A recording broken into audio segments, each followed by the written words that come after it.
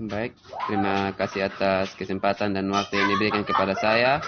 Saya bernama Lot Yudit Rio, NIM 1803030040, kelas A, semester 6, jurusan Sosiologi, mata kuliah Sosiologi Politik, Fakultas Ilmu Sosial dan Ilmu Politik, Universitas Nusa Cendana.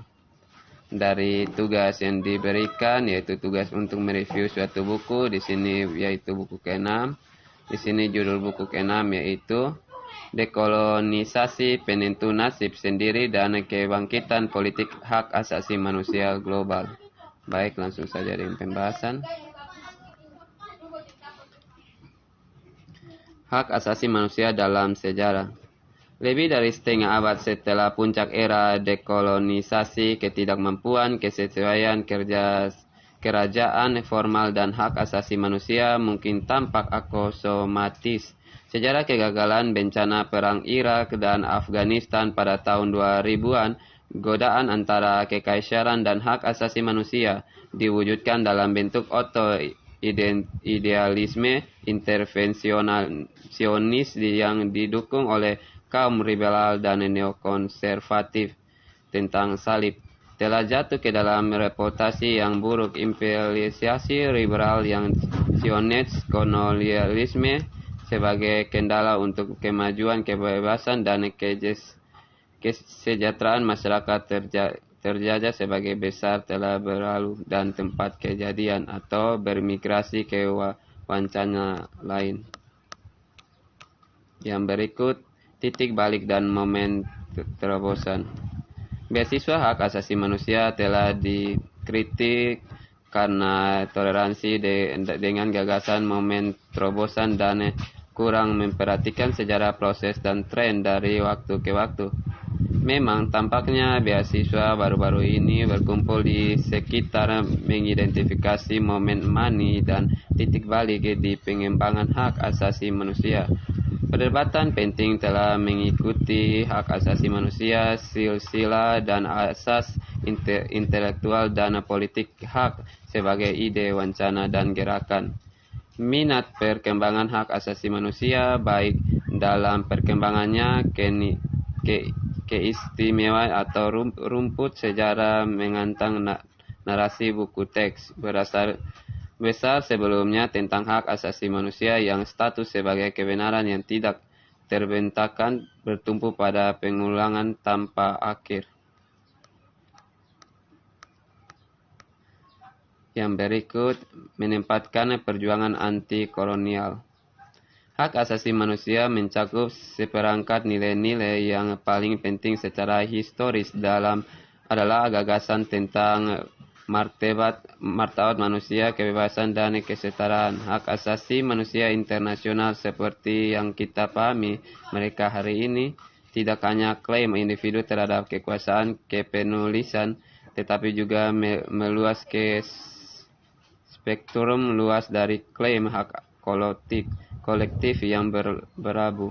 Kewajiban moral yang dimiliki oleh orang terhadap satu sama lain. Internasional rezim hak asasi manusia mencakup keseluruhan kebebasan sipil individu yang diuraikan dalam Deklarasi Universal Hak Asasi Manusia dan PBB, Konven tentang hak sipil dan politik atas hak kolektif masyarakat untuk menentu nasib sendiri dalam Deklarasi PBB 1960 tentang dekolonisasi dan hak-hak komunal yang ditegaskan dalam Konvenan 1966 tentang hak ekonomi, sosial, dan budaya.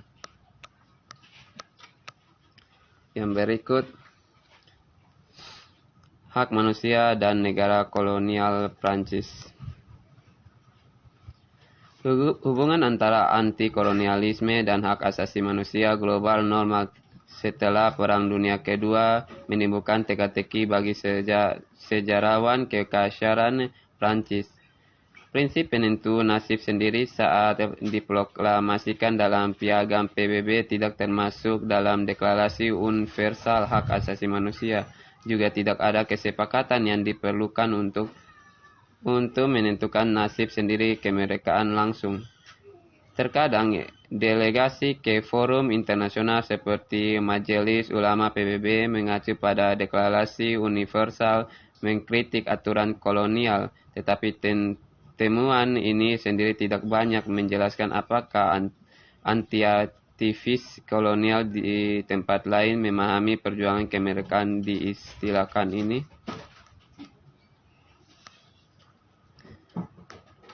Yang berikut mendebat tanggung jawab Palang Merah dan kontes kolonial.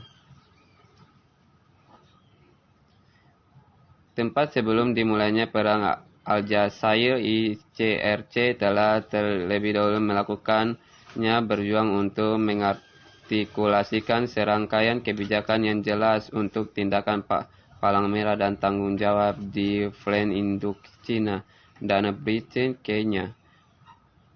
Presiden Dewan pada saat itu tidak tahu bagaimana harus mereaksi atau apa perang ICLC hendaknya mengambil dalam apa yang disebut masalah internal. Meskipun anggota menyadari bahwa mereka menimbulkan masalah kemanusiaan yang serius, laporan umum tentang intervensi ICLC dalam konflik internal menyatakan itu tidak bisa memberikan definisi yang tepat dari situasi ini. Tetapi itu bisa tidak masalah, yang penting adalah pengetahuan kapan ICLC bisa dan harus ikut campur. Ini mencantumkan kondisi berikut untuk intervensi. Yaitu 1. Konflik harus memiliki keseriusan tertentu dan terdiri dari tindakan kekerasan. 2. Peristiwa harus dalam jangka waktu tertentu. 3. Harus ada pergulatan antara 2 atau lebih kelompok yang masing-masing memiliki organisasi. 4. Harus ada korban. 5. Bahkan jika keempat syarat tersebut terpenuhi, ICLC tidak berkewajiban untuk itu campur tangan jika Palang Merah Nasional dapat bertindak secara efektif dan mau untuk melakukannya. Yang berikut, pemukim kolonialisme, perampasan, dan hukum. Dibentuk oleh sejarah kerugian dan perjuangan, klaim semacam itu sendiri antar generasi dan ditentukan sejarah dan identitas masyarakat adat. Sebelum saya beralih ke bagaimana dan mengapa wacana aktivisme ini menjadi begitu menonjol di tahun 1970-an, saya singkat hak adat, hak asasi manusia, dan negara Anglo-Sentral menggambarkan dinamika sejarah jangka panjang dan pendek dari kolonialisme, di mana muncul aktivisme pribumi tahun 1960-an dan 1970-an campur tangan dan perubahan untuk berubah. Ini adalah kisah pembentuk negara pemukim dan perampasan yang asli di negara-negara dianggap sebagai bagian dari Barat.